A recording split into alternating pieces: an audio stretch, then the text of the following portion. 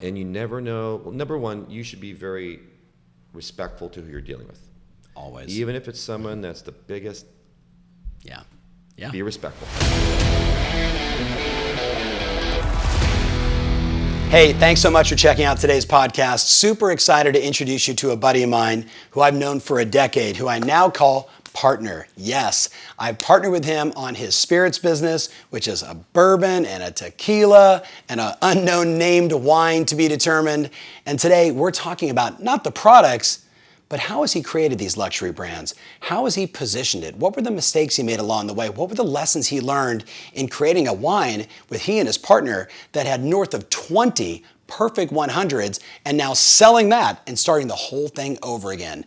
It's really the entrepreneurial journey, and I think you're going to find it fascinating. Check it out. So Chris. Tom. Thanks for having us to your house, buddy. Thank you. And you didn't tell me that to answer all those questions, I need to bring the rest of my team here because I'm not quite sure what I'm going to say. It's perfect. So we met, I would say, on my back porch, I want to say 9 years ago. And yeah, it was a while ago, right? Maybe a decade ago. It's longer than that. His older daughter and my younger son went to school together. And of course, it's always a fun way to create fast friends and great relationships, through your children. But what I was always enamored by is Chris's dry sense of humor, which you're going to pick up on today. And he is brilliant. And I say that not being tongue-in-cheek in any way, shape, or form. This is a guy that has, again, created multiple successful brands, and you're going to get a ton of value out of this. So, Chris, maybe just start by just giving them, where did you grow up? Just kind of a casual conversation. Is this your first time, by the way, being on a podcast? It is. All right. So it feels kind of like a FBI investigation, where were you on the night of the 14th, but it's way more casual. So just give them the backstory. Where did you grow up? And how did you get here? Sure. Well, it's been I guess I would consider it a bit of an interesting journey. I never would have thought I'd be here now, but born and raised in Canada, educated in Canada, went to university for a long time from Toronto, and I left Canada in 1990 on a sort of 2-year sabbatical working position that never went back. Okay, so you're skipping over something important here, because when you think about someone that gets into the wine and spirits business, it's probably not typical for them to have a biochemistry degree and 2 different law degrees and passing the bar 3 times. Give us a little insight there, man. You're a very well-educated individual.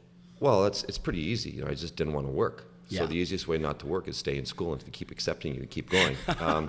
No, my parents, their families were immigrants from Eastern Europe to Canada, like most people were, and they instilled, you go to school. Yeah. My father was the first in the family to go to university. He's very highly educated. He was a PhD doctor, and loved wine, and that was sort of my introduction to having wine around the house.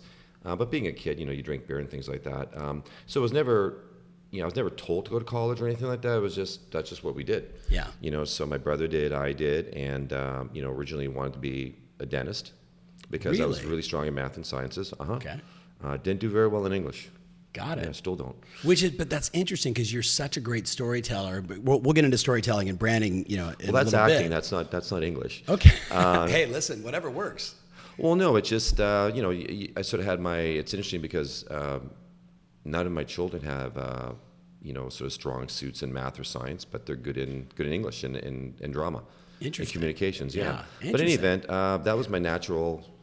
Well, tell us. You all of a sudden you wake up and you've got 3 degrees. You pass the bar, both in the U.S. and in Canada, and you can't even get a job.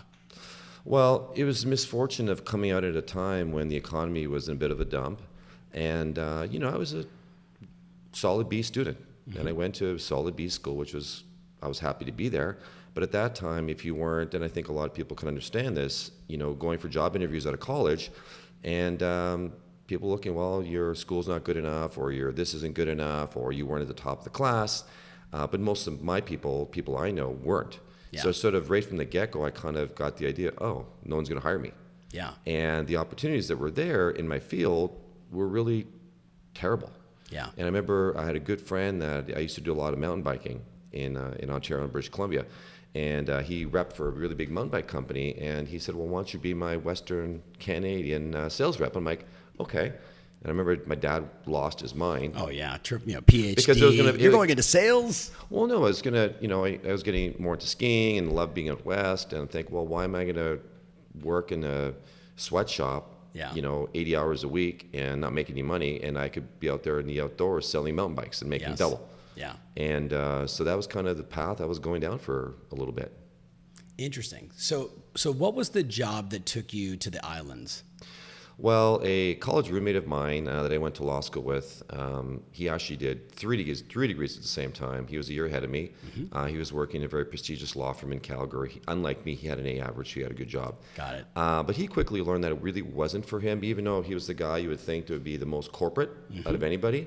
And his father had a great connection of an old Canadian gentleman who was a World War II pilot, flew 2 tours in Lancaster bombers, survived. Wow. And basically said, listen, I want to do something different. I want to start something different. And he packed his wife in his little plane and flew down. He started traveling through the British Islands. And he settled in Turks and Caicos back in the early 70s. This is the founder. And started a little law firm, trust company, and bank. So my friend started working down there. And about 2 years into it, we were sitting there having drinks in Toronto. And he's asked me, what was I doing? And I probably can't swear on this, but it was like was what I was doing. Yeah. And he said, well, why don't you come down and see what we do? So I'm like, yeah. So next thing I know, I flew down through Miami, down to the islands, down to the Turks, and there was nothing there. Yeah. Dirt roads, people had broken down cars or little dirt bikes. And it's not the Turks and Caicos that people think of now, all-inclusive, beautiful resort. It was just a shanty little island. It was a shanty little island, and great. The local people were amazing. Yeah. And, and there was a small group of professionals. So in order to go down there and work in finance, you had to be from the Commonwealth. So they strategically legislated to keep Americans out. So you had to have either an accounting degree or a law degree from a Commonwealth country, which included Canada, obviously. Yeah. So you had some Canadian attorneys, you had old British lawyers, Australians, English, Kiwis, and it was a really kind of neat spot, you know what I mean? And so it was a real adventure, but clearly it was a 2-year assignment. Well, actually, I never moved down there to begin with.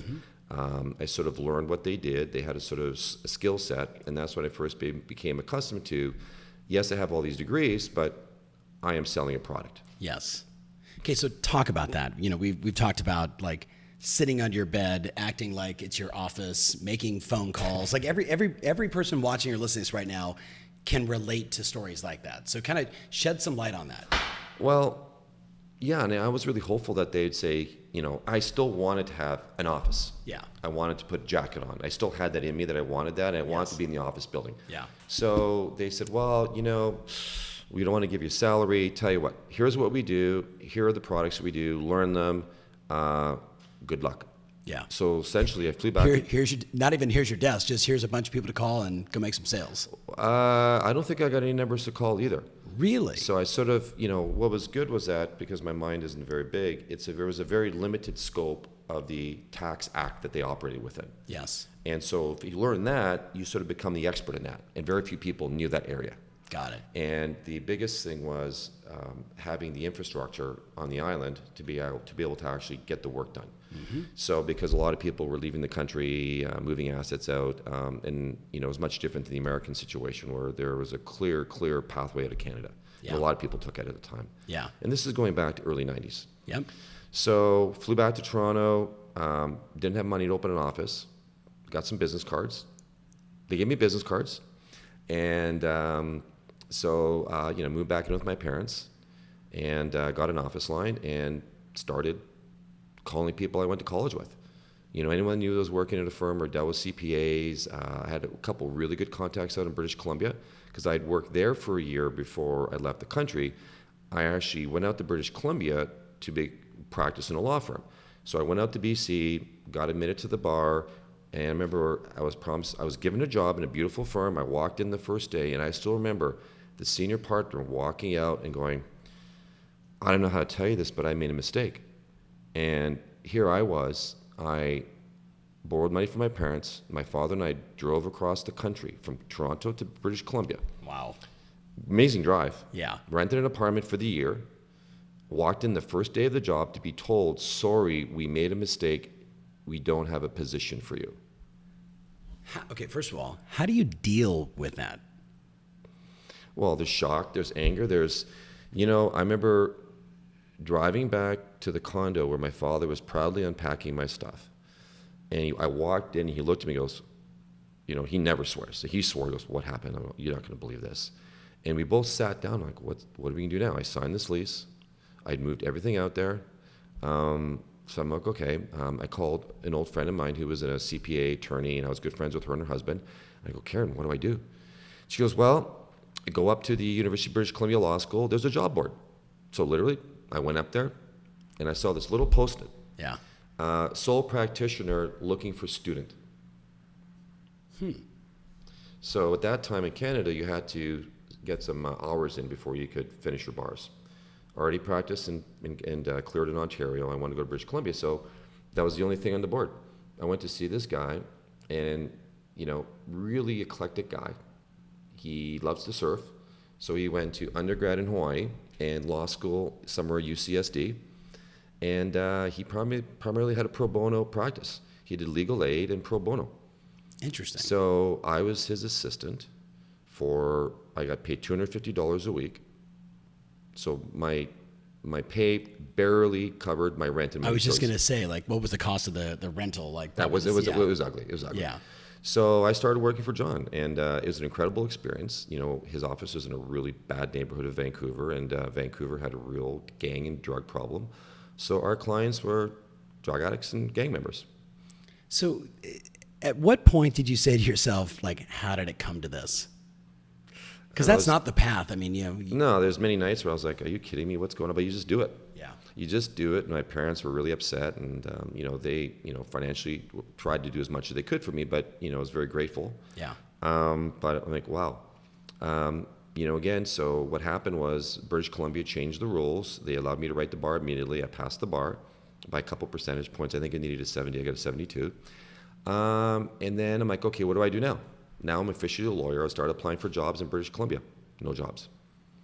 And my money was running out. I had about 45 days of money left. So I sublet my apartment. And I thought, do I fly home? And I remember my friend saying to me, go big or go home. Yeah. So for 30 days straight, my friend's husband and I, he was waiting for his Canadian papers. We had blocks in the back of his Nissan 240Z, and if anyone's been out west, they know what I'm talking about. We drove from Vancouver to Whistler and back every single day for 30 days. Because I said, well, if I'm out here, I'm going to learn how to ski well, or better. Yeah. So we had, couldn't afford to stay over up there. Yeah. We'd stop at McDonald's or the You Tim did Hortons. the 2-hour hike up the hill. And that's when it was a one lane each Yes. way, rock slides, way before the All my Olympics. BC friends right now and all my skiers and snowboarders know this trip. Oh, yeah. And you know what? I skied with these guys, and I got murdered by them before helmets, Anyway, it was... So basically, I did that for 40 days or 30 days, and I went home. So my friend would say, well, you went big, and you went home. Yeah. I went home to Toronto and, tried to figure things out. And that's when the opportunity in the islands came about. Got it. So before any of that happened, I went through that experience. So already out of school, all this education, student loans, no jobs. Out there, hey, let's try it out there. Didn't work. We don't want you. Yeah. Went back. What do I do now? Yeah. No prospects once again. No prospects, yeah. So, just started trying. And then, so the island thing started in. I started working out of my bedroom. And what I started telling you last night was just honest truth. I remember, I might go out with my buddies one night, and my office phone would ring at 8 in the morning. I'd always have a glass of water by the phone so I could drink before I could speak, because I couldn't speak sometimes. Good morning, it's Chris Radomski. And sometimes I thought, God, they have no idea I'm in my parents' house. Yeah. Sitting on my bed with a separate phone line. Correct. Yeah. And, it took a long time for me to tell my mother, don't come bursting in my room in the morning going, good morning. Yeah. Because she did that a bunch of times. And Sure. I'd say, oh, that's my assistant. That was it. So just started cold calling people, making contacts. Again, my dear friends in Vancouver introduced me to some very people that I didn't realize at the time were important to my future. That ended up being big referrers of clients. Yeah. So I started developing this client network in Toronto and Vancouver, sort of my niches, and went on. So I generate clients, get deals done, fly down to the island, or they'd fly down with me. We'd get the deals completed. I'd get paid my commission, which was, can't remember what it was, but it was high percentage of my billings. Yeah. And it was great. I was paying down my student loans. I was getting paid US dollars. It was $1.40 Canadian. This is awesome. So how did, okay, for the people that are listening, they're like, okay, like we all can relate to these kinds of stories. How did you pivot from all of that to what we know today? I mean, really it's, how did you first meet Jason? And then tell us about 100 Acre. Well, I moved to run a company in Bermuda from Turks. Got to the point, I ended up moving down to the Turks, loved it. But 2-3 years in, I'm like, do I really want to be here? Just, as you get older, you start thinking, I want to meet someone, I have a family, and it's great for business and work, and it was just a bunch of guys hanging out. Yeah. And, good group of Canadians, an American guy, a couple Americans would come down. We had some retired NHL hockey players down there. So we had our ball hockey league. We had a blast. I learned how to windsurf, and that was my passion. So I windsurfed and played ball hockey. Yeah. I ended up taking a job in Bermuda, and I thought, wow, okay, still my corporate background. I'm thinking, I'm working for this old Bermudian company. Yep. I'm working my way up the echelon of, these jurisdictions. And I lived in a guest home on my boss's estate, which is brilliant. If anyone's ever been to Bermuda, they know what I'm talking about. Yeah. Rode around in a scooter, wore shorts, green socks, which was tough because my legs are really skinny. Yeah. And anyway, so a year into that, my boss said, Chris, I'd really like you to go down to Grand Cayman and open an office for the company. And we have a sister company so I was disappointed. I'm like, do I want to go back to the Caribbean again? I thought it was sort of a demotion. Moved down there, loved it. I loved the lifestyle. It was very sophisticated, a lot of expatriates, a lot of the local people are amazing. Most definitely my favorite island anywhere I lived. Mm-hmm. Ended up meeting my ex-wife there, which was brilliant at the time. And in any event, through my clients and through my work, I met a lot of great people. I met good financial people. I met some financial visionaries, institutional traders, and that's how I met the gentleman, Jason, who I became dear friends with, who we loved wine. His passion and ability to discern flavors, nuances of not only wine, but cooking or anything was incredible. So we became really close. And, there was sort of a fateful day. We were golfing. Again, your BC people know this. We were in Furry Creek, in Squamish, and drinking the king cans of beer. It's the two of us, and there was nobody out there. And I remember we chipped the balls up kind of near a green, and we're coming up in our golf cart, and a giant black bear was on the green, and we stopped it. Yeah. And I'm like, holy mackerel. And we looked at each other and peeled around. We said, we gave each of ourselves par. Yeah. And on that round, I remember he said to me, going, Chris, my dream is to start a boutique little wine, exacting, relentless quality to the flavor profiles that are my favorite, And of course, you're drinking, you're arm in arm laughing. That's great. He goes, do you want to do it with me? I'm like, okay. Really? That was essentially it. And for the record, for the people that are listening or watching this, you're talking about a wine brand that has the most perfect 100s in Napa Valley. I mean, it's some huge number. It's Jason's ability, and it was incredible because without a formal background, mm-hmm. to be the highest scoring winemaker in the world. Yeah. And wasn't a master somm, didn't go to France, and all the sort of traditional routes. He went everywhere. Yes. But not. But he didn't come from there. There's no degree from exactly. UC Davis. There was no No, not at all. And so, I had great faith, trust, and friendship, and we we had a handshake. Yeah. Let's do this. Let's take care of each other, and let's take care of our families. And that's a promise to this day that, although we've devolved in our lives, we'll still keep with each other.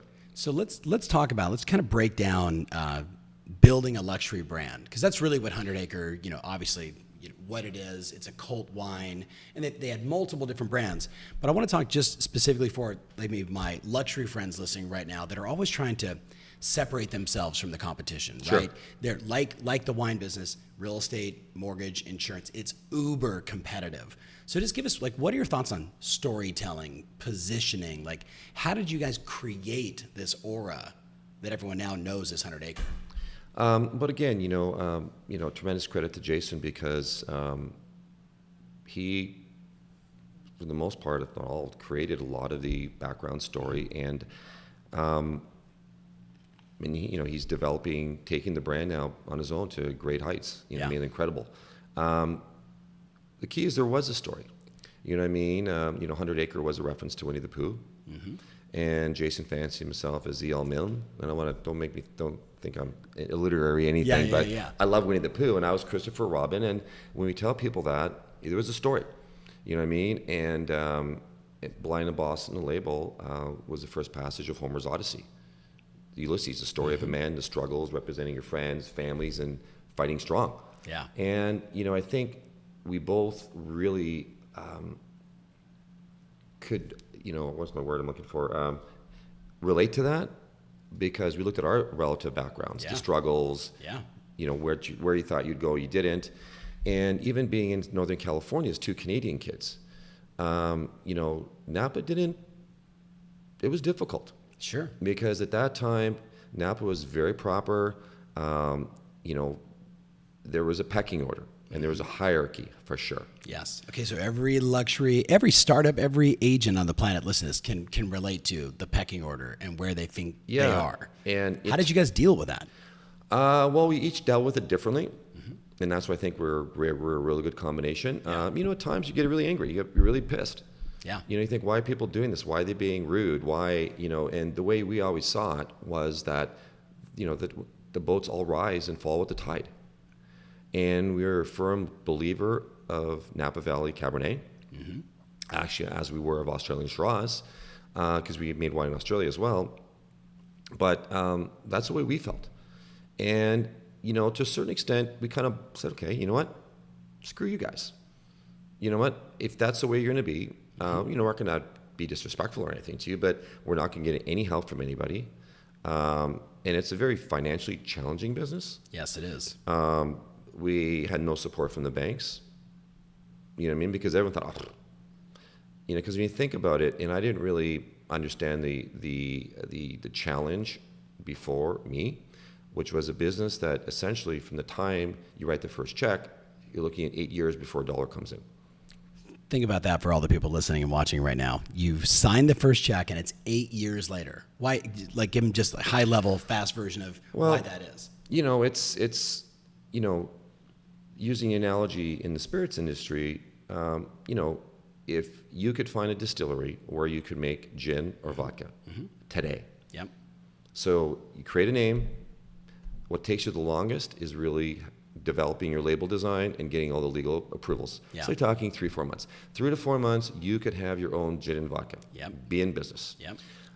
If you want to make bourbon, which has more specific rules, in the bourbon, creating bourbon is much more like a wine in the sense that, you've got to grow the grains. You've got to do this. You've got to age in oak. Mm-hmm. So you're talking anywhere from 1 to 7, 10, there's 25-year-old bourbons out there. Yeah. So this isn't something you go, boom, and start it. Yeah. So it requires infrastructure, requires time, and it requires a lot of capital because, think about it. If you're developing a wine at the higher end, meaning if your vintage is 2019, you're not going to sell it for 3 years from the time you make it. Yeah. So you're talking 2022. Yep. And the storage time, the time of the barrels, you need a facility, you need the vines. So there's a lot of different ways to get into the wine business. And but if you want to operate at that end, you really have to have the quality and have the authenticity. Yes. And the way everything's evolved, people are so discerning, no different than the bourbon business, tequila business. People ask, well, where do you make it? Where does it come from? How do you make it? Do you own the facility? How many other brands are made at the facility? Mm-hmm. Like, they're trying to figure out, okay, if you want to be... How authentic is this? Well, especially if you're operating at that level. Yeah. It's incredible out there. At first, you get asked all those questions. But as things have evolved, there are so many wine brands out there now that are beautiful. Mm-hmm. I'm not saying you need all that to have a great wine. Yep. You don't. You need... You can source the great juice from somebody else. You need talent. You need to have the ability to discern the flavors and to create what's in the bottle. Yeah. That's the real... But if you find the elements, assuming you can find that, it's not impossible. So you don't need to be the billionaire you almost need to be now in Napa, but to go in there to buy the land, to plant, to hire. Yeah. Most guys come up to hire the best of everybody. Yeah. And just write all the checks, and they expect to get 100-point wine or top scoring bourbon, and they don't understand, they don't get that, what happened? So one of the questions I wanted to ask you is, how long does it take to become successful in any business endeavor? Well, I think it depends what you're doing. If you're taking a marijuana company public on the bulletin board, probably pretty quickly. Yeah.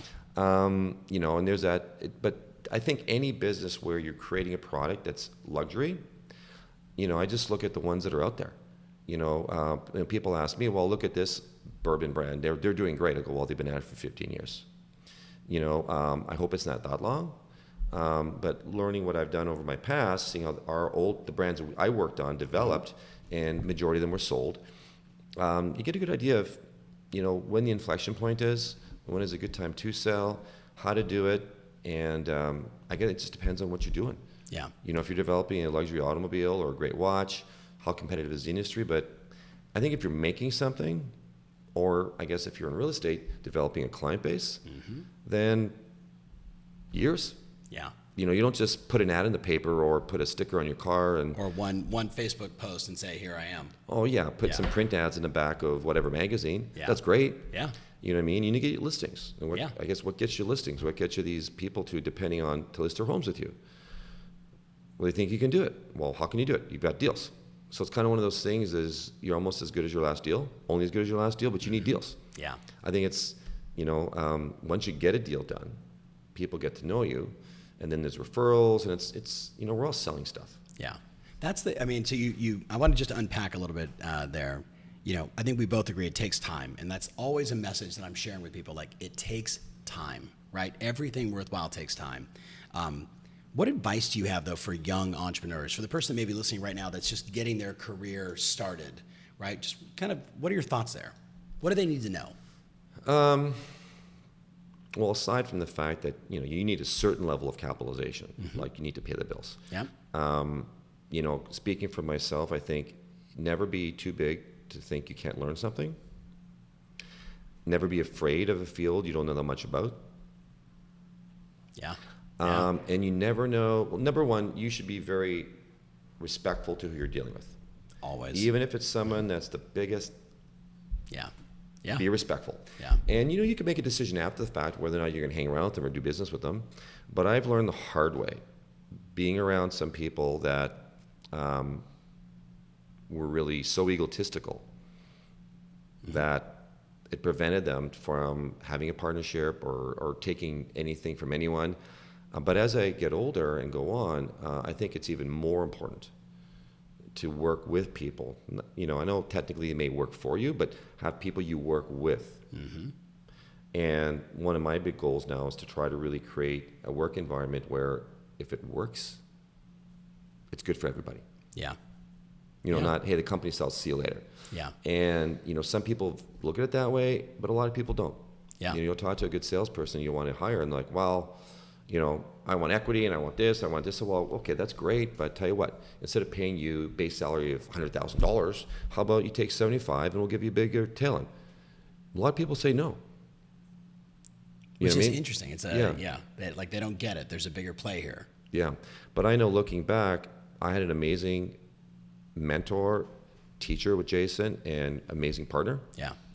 And I think he's a true visionary in the industry. And, you know, obviously we move on in our lives. But since then, you know, you got to be very careful. You know, I think, you know, yeah, people want to invest, people want to do this, but I think you could find the right people that are a good collaborative partner. You know, some people may not be creative. Some people may have contacts. Some people may have this. Everyone has a little piece of the puzzle. Never think that, you know, you're smarter than everybody else. And I'm still learning on how to not micromanage and push things away.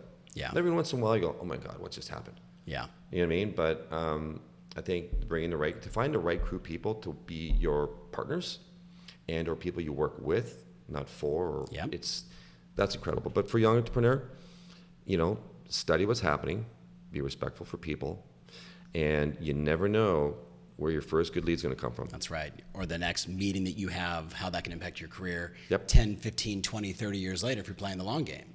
So let's pivot. Let's talk about the new thing you've created, right? So, you know, You've moved away from the wine business, kind of, though there's a new wine project here, but unnamed, right? But talk to us about the Duke, right? What's the backstory? How did this happen? And where's it going? And kind of we'll just talk about the sort of the lessons you've learned in this new venture, because this is technically a startup. Yeah, I guess in a certain sense, it started way before my time in the late 50s. Yeah. It was a passion and creation of, the infamous legend John Wayne. Mm-hmm. And obviously I knew John Wayne was growing up, but about 10, 12 years ago, I was living in Southern California, and a good friend of mine introduced me to Ethan Wayne, John Wayne's youngest son. Mm-hmm. And Ethan had come in to sort of control and take control of the estate. John Wayne Cancer Foundation is one of the leading cancer research facilities in the country, if not the world. And also, the things they did, the products and the very, very limited licenses they had for, stuff that embodied John Wayne. And he had discovered basically lost vaults. It's almost like an Indiana Jones kind of thing. Yeah. And they pulled them all out. And so I met him. He said, listen, we've got all these letters, textual evidence, banker's boxes full of everything, and costumes, Academy Awards. It's treasure trove. Yeah. And we have my father's liquor collection. So here is Ethan when he was a child. He was basically traveled with his father all the time. Yep. Lived with his father. Was his son, best friend, personal assistant. Yep. On the set. Exactly. On the set. Yep. So if anyone knew the man, it was Ethan. So we went down. He opened up the vault, and I exaggerate on this one. It's almost like the mummy came out. The dust, and sure enough, it was like going back in time. Yeah. We had bottles dating back to the early 60s. And Ethan said, listen, my dad was working on, I think, making some bourbons and whiskeys, and he loved tequila. So we started looking at the bottles, digging through the evidence, and at first I was like, celebrity brand. Yeah. I don't know, because, we'd been approached by a lot of wealthy guys, sports celebrities coming up to Napa and saying, hey, we'll pay for everything, make me a wine. But we always thought, where's the authenticity?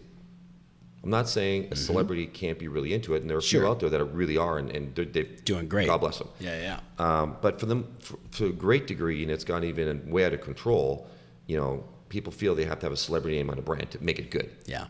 But if someone's really into the true authentic nature of a product, especially if you're paying a lot of money for it, you want to make sure you check all the other boxes. But anyway, a lot of investigation, reading, tastings, and we put together evidence to what we call today's 1962 recipe.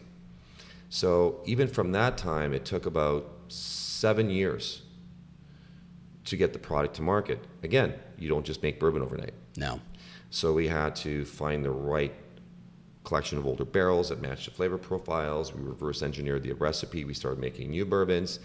So what we see today is really an evolvement of all that. We have the various stuff we've made over the years, but the brand has evolved into something that I think is really reflective of the man and the character of what's behind the authenticity. An approachable, affordable, amazing product. Yeah. And that's, I've taken, I think, the skill set and nuances from the wine industry, which I think operates at a very high level of taste and flavor, and blended it into our higher end expressions, and to have a really nice lineup of products. So there's so much in this conversation that I really hope people are getting. Good things take time, authenticity, right? Quality over just throwing stuff out into the marketplace. How do you survive the early days? Like whether it was the wine business or you're creating a product that you can't even sell for 7 years. Like I have people watching this right now, they get frustrated by the fact that maybe they acquire a lead or they meet a potential prospect and the person doesn't do something instantaneously and they're frustrated. Sure. You with me? Versus, hey, I'm going to build something that I can't sell for 7 or 8 years and it's just got to sit, but I got to pay for it. I got to create it and then just watch it do nothing. You know what? It's challenging because there was always major capital constraints. Yeah. And I think fortunately, being able to pull through that, and the right people that did come through. I have to give another tremendous shout out to Southern Wine Spirits. Yeah. All the way from the salespeople on the street to the ownership in Miami. Yep. Without them and their generosity, from supporting the products, finding physicians for my son, you name it. Yeah. There's a family there that, it's integral. It's almost like the real estate brokerage, compared to the top producing salesperson, the top producing agent, kind of a similar connection. They've got the distribution, the family, the resources to support, but do you really connect with them, right? Do you love on them sort of mutually? Or in many cases in the real estate world, oftentimes agents find themselves, almost like the angry bird, like angry at their broker. Give me more, and forget sometimes that it's a two-way street, right? You got to give to get. Thoughts on that? See, I you're asking me how difficult my business is, and when holy mackerel, I can't believe that. But I look at the real estate business, or being a stockbroker, guys I'm really familiar with. I look at that and going, I would even. It's almost like trying to be an actor. Yeah, I'm moving to Hollywood. I'm gonna be an actor. Yeah, good luck. Good luck. Exactly. Right. And I look at that. I'm gonna go be a waiter. And again, it's an industry that I think that everyone says, well, the 5% of the agents do 95% of the business. Yeah. Yeah. So, I know I've had my own opinions on how realtors work, and I was telling you that earlier. Yeah. I haven't had many homes, but interesting, early on, I remember I had a transaction I wanted to sell, and I brought in a really top agent, wonderful man, and also someone else who was a friend, who didn't have the experience, didn't have the big flashy ads and all that kind of stuff. And, they both, I said, listen, just tell me what you think the property's worth, how you'd market it. And I didn't know anything. But someone said, well, you need to ask this, okay? What do you think it should be listed for? Yeah. What do you think the sales price is? The sellers have scripts. Yeah, exactly. So, the really well-to-do gentleman came in, beautiful, great conversation. I'm like, okay. Said to my wife at the time, we're for sure dealing with him. I said, well, get back to him and let me know what you think. He goes, no problem. The other woman came in, and I remember, and I hope she's watching this because she knows exactly who she is. And, we won't drop names. Very sweet, but we knew she didn't quite have the experience level of the other guy, or the marketing might, or a group. Yeah. That was before there were real estate before groups. mega teams, yes. Correct, yeah. So anyway, she came back the next day or two with a proposal, and we had an idea what we thought the house was worth, but it was completely in line with what we thought. We kind of waited for the other one, waited, and, sort of like I was in the wine industry, when people wouldn't want to help us, I'd say, over you. Yeah. So we went with her and sold the house. I remember many months later, the gentleman that introduced me to the other agent, the really well-to-do agent, said, how come you never, he always asked me, how come Radomski never did give him the listing? I'm like, you never called me back. Think about how simple that is. Never called me back. And everybody, myself included, we've all been guilty of, we meet somebody, I got to follow up on that, and then you get busy or something happens, and we forget. And this guy's still a friend of mine. When I ran into him, hey, how's it going? Yeah. Good to see you. Yeah. And I remember, and we're going back 15 years. Yeah. And I remember running into him one time, and he asked me, I said, well, you never called me back. Yeah. He kind of looked at me like, oh. I'm like, well, I guess my ego said, I am giving you something so you could make money. Yes, I need to sell the house. Yes. It's a service to me, but you're making money. Right? So you won't even call me back? You won't even tell me what you think my house is worth? Was I supposed to fill out the listing agreement myself? Yeah. So we just, and that was it. Yeah, and we're talking about a legendary real estate professional. We will not name names, but yes, I mean, look, we've all been guilty of it. So let me ask you this, just kind of, think, I say this is a startup because you've really only been selling the product now for a couple of years. Well, you knew evolution, correct? Yes. So if you think about that, like you come from, the most perfect 100s, in the world, like this sort of pinnacle of success, and then you're technically starting over. So kind of give us some insight on like kind of knowing what you know now, kind of about starting over. What have you done differently this time versus in the past? Like to build this brand, to get the word out, to hustle, to make it happen. Oops. That was loud. Again, I was very fortunate to be around and learn from some amazing people. Mm-hmm.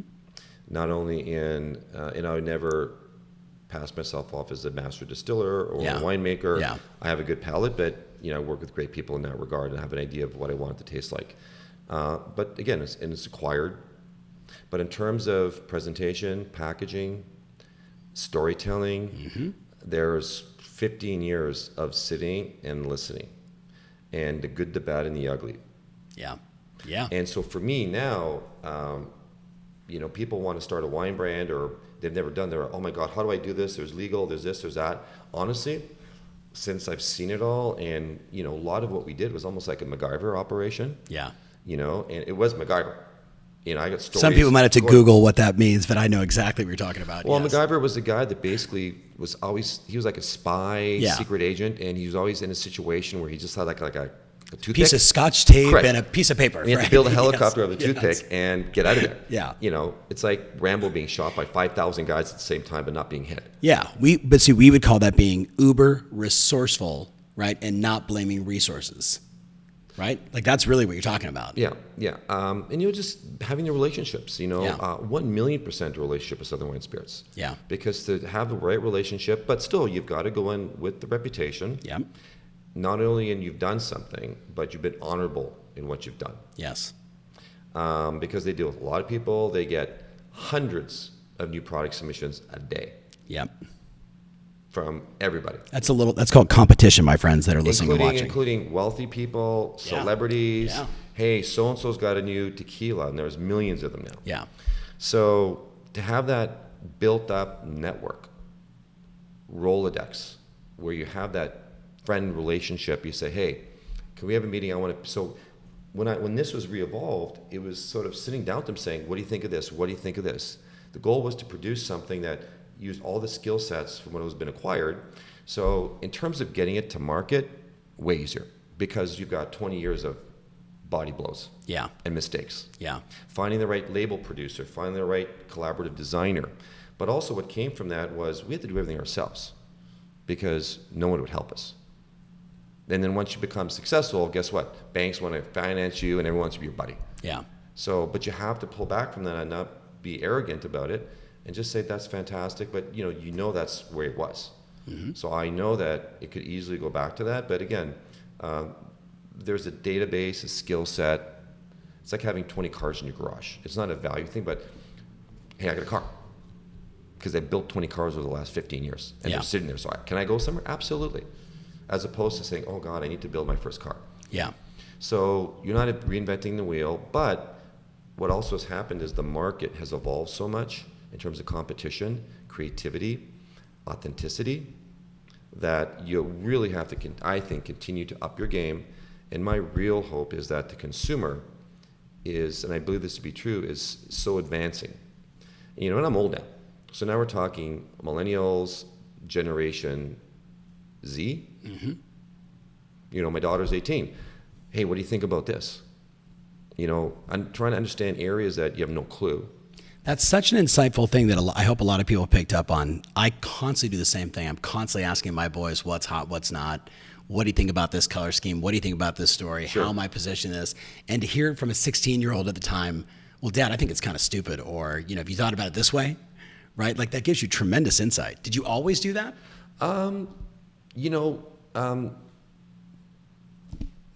Yes, but my ex-wife was 10 years younger than me, so she was a great source of insight. Yeah. Although a lot of stuff she said to me, I took offense to. But no, that's a whole separate podcast, ladies and gentlemen. Podcast, Yeah.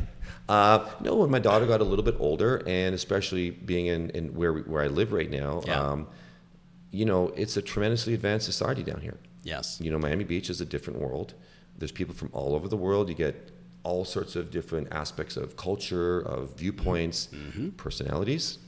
I see that as an advantage. Body types. Yeah. Definitely. Yeah. But my daughter evolved so quickly. Yes. And to this international educated, and of course she's all over social media. Yeah. So although she hasn't studied it, so it's very easy to say, what do you think about this? What do you think about this? Yeah. What do you think about this? Have you heard of so-and-so? Well, look at this influencer. Would you? Nah. Yeah. So again, it's not a definitive thing, but I think. But it's another point of contact. A lot of people don't ask the question. They go blindly into things versus getting some input. Now you got to be mindful. You can't get so much input that you don't do anything, right? And that's certainly not your input, and then you move. Well, yeah, I think especially in this whole digital age, and we talk about it all the time. Like, where do you spend your marketing dollars? Yeah. Print ads. Forget it. Maybe in real estate, people need to see things. Yeah. And I think there's very few magazines out there that people actually pick up. usually it's only to see your own picture. Yeah. I don't know, but that's the truth. I mean, there's financial magazines, there's things like that, but it's all right here. yeah.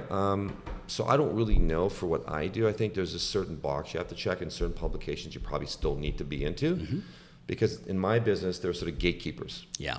And you need to be in those gatekeeper publications, and they're expensive. Yep. And you need to get relationships, and then you sort of take. But I'm really intrigued by the whole digital cyber marketing, getting to the right consumer, making it easy for them to buy. At the same time, knowing that you checked all the authenticity boxes.